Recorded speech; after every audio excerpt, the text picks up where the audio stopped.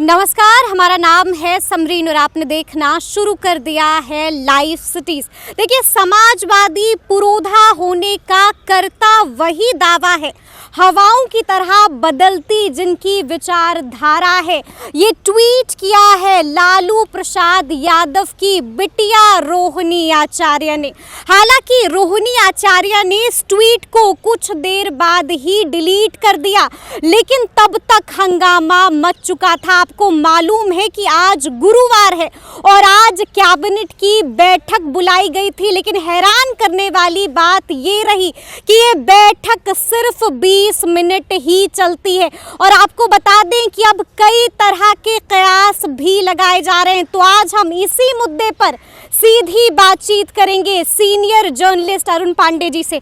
सबसे पहले बहुत शुक्रिया, बहुत धन्यवाद आपको जी। जैसा कि मैंने शुरू में ही कहा कि आज कैबिनेट की बैठक बुलाई तो गई थी, लेकिन हैरान करने वाली बात ये रही कि सिर्फ 20 मिनट ही बैठक चली। इसके पीछे की वजह क्या हो सकती है? नहीं, बैठक 20 मिनट तो इसलिए चली कि एजेंडा ही 3 था जी। 3 एजेंडे पर बैठक थी। आपको मालूम है कि 5 फरवरी से बिहार असेंबली का, बिहार विधानमंडल का बजट सत्र शुरू होने जा रहा है। तो उसमें राज्यपाल का अभिभाषण, नए साल का बजट और चालू वित्तीय वर्ष का 3rd सप्लीमेंट थी, तृतीय अनुपूरक बजट जिसको आप कहते हैं। यही 3 एजेंडा था। इस पर क्या चर्चा होती? इस पर तो कोई बहुत चर्चा होनी नहीं थी। तो बैठक हुई और 20 मिनट बैठक चली, समाप्त हो गई। अब वो इसके पीछे जो तरह के क्यास लगाने लगे, बहुत तरह की बातें हुई। देखिए, कुछ तो जो बातें हैं, अभी आपने तो 20 मिनट की बैठक की बात की, तो यही 3 कारण था। एजेंडा ही कम था तो बैठक कितनी देर चलती? लेकिन आज प्रेस ब्रीफिंग भी रोक दी। देखिए, जब सत्र होता है ना, इन सेशन जब असेंबली होती है, तो उसमें कैबिनेट के फैसले को ब्रीफिंग नहीं करने की एक परिपाटी रही है। तो उसी के कारण हुआ। वो तो एजेंडा यही था ना, तो यही होता ही है। जब सत्र चालू होता है तो कैबिनेट में बहुत सारे नीतिगत फैसले भी लिए जाते हैं। अब उसमें कभी कोई बिल लाना है तो इसकी ब्रीफिंग नहीं होती है। अब मीडिया अपने सोर्स से उसको फिर आम लोगों के बीच परोसती है। जैसे मैंने 3 बातें आपने बताई कि एजेंडा 3 का था, तो हमको फिर किसी से मैंने जानकारी ली ना कि भाई आपने 20 मिनट में ही आज बैठक हुई, क्या बात था। जिस ढंग का बिहार में कभी राजनीतिक परिस्थिति गहमी है, तो उसके कारण ये बैठक, तो ये मालूम हुआ कि नहीं, तो 3 ही एजेंडा था। अब एक उसके पहले भी आपने बात की कि लालू जी की सुपुत्री जो है, उन्होंने एक जो ट्वीट किया, उसमें आपने देखा 3 ट्वीट था। बिल्कुल 3 ट्वीट थे जी। और उसमें कल जो नीतीश कुमार ने कर्पूरी ठाकुर की जन्मशती जो थी कल समारोह में, जो देखिए नीतीश कुमार ने जो बातें की थी ना, अपनी ब्रांडिंग की थी। और ये बात तो एक सेहत वाली बात जो मैं कहता हूँ, तो सेहत की चिंता तो हम सबको करनी ही चाहिए। जी। और वो बात अभी है, उनकी सेहत की बात तो है। और उसमें देखा होगा आपने, जो नीतीश कुमार कभी एक्सटेम्पोर बोलने के लिए और जो बातें करते थे आम लोगों के बीच जब जाते थे, अब वो संक्षिप्त बोला करते हैं और एक तरह से कहिए कि भाषण पढ़ते हैं। कल भी आपने देखा होगा कि उस मीटिंग में भी एक तरह से भाषण पढ़ रहे थे। और उसमें पढ़ रहे थे तो वो जो उल्लेख था, उसमें जब कर्पूरी ठाकुर की शख्सियत, उनकी चर्चा करनी थी, तो उन्होंने गलत तो नहीं कहा कि कर्पूरी जी ने अपनी ज़िंदगी में कभी परिवारवाद को बढ़ावा नहीं दिया। बाजू में थे रामनाथ ठाकुर, जो सांसद हैं राज्यसभा के, कहा कि देखिए, अभी रामनाथ ठाकुर उनके बेटे हैं, परिचय कराया आम जनता से। और देखिए, इनको भी सांसद हमने बनाया है, अभी मंत्री हम बनाए। कर्पूरी जी अपनी ज़िंदगी में, उनको राजनीति में बात सही भी है। और कहा कि लगे हाथ, अपने बारे में भी कहा कि हम भी देखिए उन्हीं के राह पर चल रहे हैं, हमने भी परिवारवाद नहीं किया। अब जो परिवारवादी लोग हैं, नेचुरल और नहीं मिर्ची लगी, और मीडिया के लोग, हम लोगों ने भी कहा कि परोक्ष रूप से लालू प्रसाद के परिवारवाद पर हमला है। ये सब जो बातें, अब देखिए उसमें लालू परिवार सचमुच असहज हो गया। वो असहज होने का तो साक्षात प्रमाण आ गया कि उनके घर से ही उनकी बिटिया जो है वो ट्वीट किया, और जो 3 ट्वीट किया, उसके बाद देखिए क्या हुआ। ट्वीट में बातें परोस दी और उसके बाद वो ट्वीट डिलीट भी हो गया। बिल्कुल। लेकिन ट्वीट में जो नीतीश कुमार पर सचमुच तो प्रत्यक्ष हमला था, परोक्ष हमला नहीं है जो आपने। ये भी आपसे जानना चाहेंगे कि कहा तो ये भी जा रहा है कि आज की कैबिनेट की बैठक में बहुत कुछ हुआ है, यानी कि कई मामलों पर असहमति बनी, एक दूसरे को देखा भी नहीं गया, वो लिफ्ट से उतरे तो किसी ने सीढ़ी का रुख इख्तियार कर लिया। अंदर की खबर क्या है अरुण नहीं पांडे देखिए, जी? वो सीएम आपने कभी सचिवालय का वो कैबिनेट रूम देखा है कि नहीं?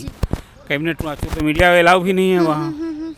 पिछली बार से ही मीडिया का वहाँ अब तो जो ब्रीफिंग होती है पीआरडी में होती है, और मुख्य सचिवालय में कैबिनेट की बैठक तो मीडिया के लोगों को वहाँ जाने नहीं दिया जाता है।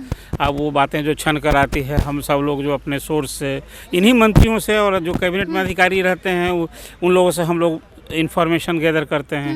व्यक्तिगत संबंधों के आधार पर देखिए, हमारे बारे में नहीं बताइएगा कहीं कि हमने आपको बता दिया इस सूत्र को मत खोलिएगा कि सूत्र है कौन। नहीं, पत्रकार कहीं सूत्र बताता भी नहीं है। बिल्कुल जी। तो ये बात होती है, और उसमें जो अंदर की बातें थी, देखिए एक परिस्थिति बनी हुई है ना, तो ये चीज़ है। लेकिन अब वो मैंने देखा कहीं कि नीतीश जी बहुत नाराज होकर निकले, गुस्से में निकले।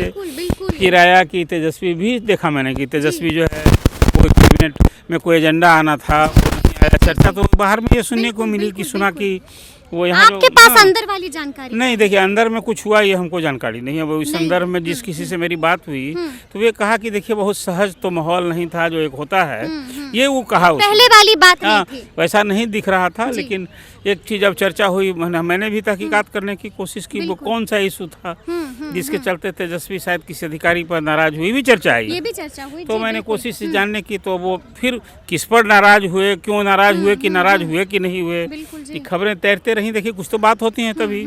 तो मैंने जानकारी ली कि आखिर क्या बात थी भाई, कुछ हुआ, क्यों इतना नाराज हो गए। तो मालूम है, वो तो कहा कि हम नहीं जानते हैं सर कि वहाँ क्या हुआ, नहीं हमको पता है, और हमें भी सीधे जानकारी नहीं मिली। लेकिन जब आ गई थी तो कहा कि देखिए आपको मालूम हो कि मोइनुल हक स्टेडियम है ना पटना का, बिल्कुल जी, उसको ये अभी तेजस्वी जो 4-5 विभाग देख रहे हैं, इस विभाग उनके ही अधीन है, तो उसको वर्ल्ड क्लास का स्टेडियम बनाने की बात थी। शायद वो 5,000 करोड़ का प्रोजेक्ट है। अब वो एजेंडा में आना था, शायद विभाग उसका सब कुछ कर चुका है। ये सब शायद वो कारण रहा होगा, उसका भी क्यास था। तो ये बात थी, इसीलिए कैबिनेट के अंदर कुछ ऐसा कुछ हुआ नहीं है, मैं मानता हूँ। आप मानते हैं कि ऐसी कोई बात नहीं? लेकिन अब बैठक कम एजेंडा, संक्षिप्त एजेंडा, तो संक्षिप्त बैठक। लेकिन एक बड़ी बात ये निकल के आई कि जब मीडिया कर्मियों ने सुरेंद्र राम से बात की, मंत्री हैं, जब उनसे बात की तो उन्होंने साफ साफ कहा कि अंदर किसी भी मुद्दे पर सहमति नहीं बन पाई, यानी कि अभी से ही एक दूसरे से असहमत होने लगे हैं नीतीश भी और तेजस्वी भी। देखिए कैबिनेट, अब वो सुरेंद्र राम जी ने यदि ऐसी बात की हो तो मुझे हैरानी है। कैबिनेट में जब कोई प्रस्ताव आता है, संलेख आता है, तो एक तो मुख्यमंत्री की सहमति से आता है, जो प्रशासनिक विभाग भेजता है। अब वहाँ आने के बाद सहमति और असहमति नहीं होती है, कोई अपनी राय दे। 20 मिनट की बैठक में इसका मतलब है कि जो सुरेंद्र राम ने कहा कि किसी पर बहस हुई होगी, चर्चा हुई होगी, सहमति नहीं बनी नहीं। अब वो 3 पर कौन चीज़ पर स्वीकृत हुआ कैबिनेट से, ये तीनों एजेंडा, राज्यपाल का अभिभाषण। अब वो बजट 5 फरवरी से है, तो उस पर किसकी असहमति होगी बताइए। और उसके बाद उसी तरह इस वक्त किस पर असहमति हो, मान लिया राज्यपाल के अभिभाषण में कुछ ऐसी बातें जिसका उल्लेख होना चाहिए था, तो विभाग नहीं भेजा है ना।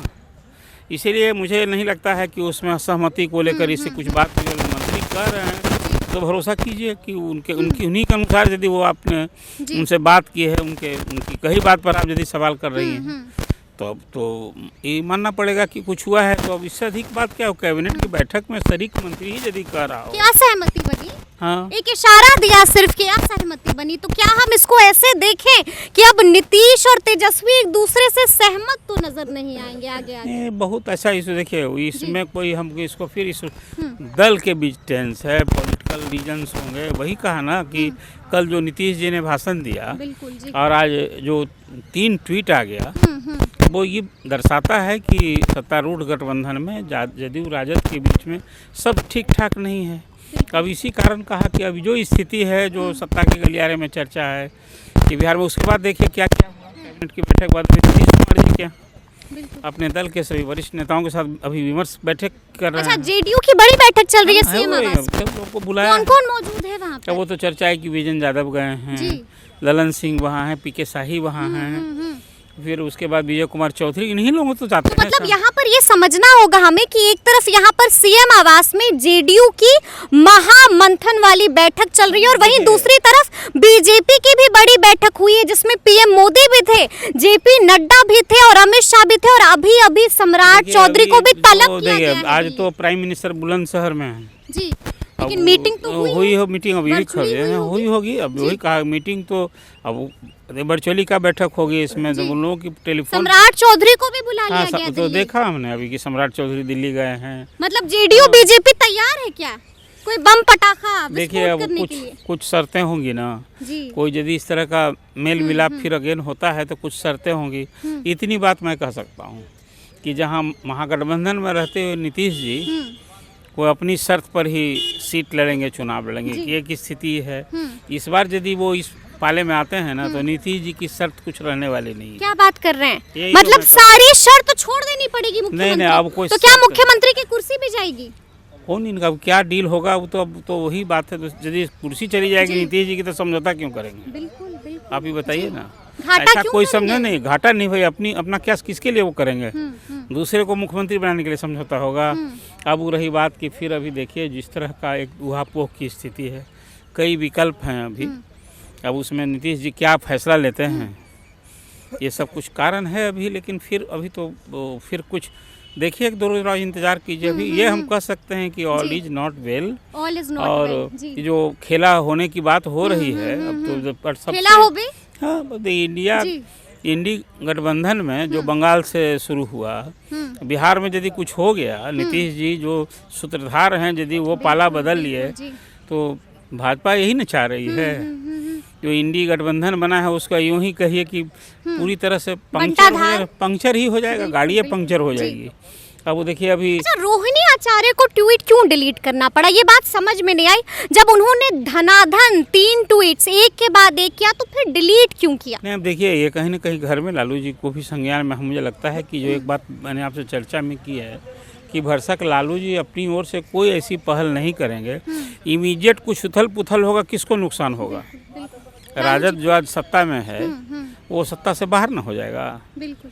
अरे बीजेपी यदि सत्ता से बाहर हुई तो केंद्र में सत्ता में है तो, लेकिन राजद का क्या होगा? राजद का क्या होगा? तो इसीलिए लालू जी क्यों इस अवसर को गंवाना चाहेंगे? अब वो चाहेंगे ना कि कुछ उथल पुथल हो तो फिर अपनी स्थिति अभी जो उनके खुद के विधायक, कांग्रेस का सपोर्ट, वाम दल का सपोर्ट, तो यहाँ जो मैजिक नंबर है असेंबली का 122 तो वो उसकी कोशिश करने लग जाएंगे। फिर इधर वाले होंगे कि नहीं वो सब देखिए बहुत लंबी बात मतलब है। लालू जी भी इधर दम आजमा देंगे। तो कोई आदमी नहीं करेगा, करना चाहिए यदि ऐसा लेकिन ये सब अभी कल्पना मतलब में खेल बहुत होना है। हाँ बस इसी के लेकिन आखिरी सवाल मेरा आपसे ये है कि क्या लगता है कब तक ये खेल हो जाएगा? क्योंकि कभी कोई कहता है 25 तारीख, कभी कहा जाता है 25 से 31 तारीख, कोई कहता है 27 तारीख। आपको क्या लगता है? अरुण पांडे जी को क्या लगता है? कोई हम दिन मुहूर्त नहीं इसका कहेंगे जी। पॉलिटिक्स में ये कहना भी उचित नहीं है।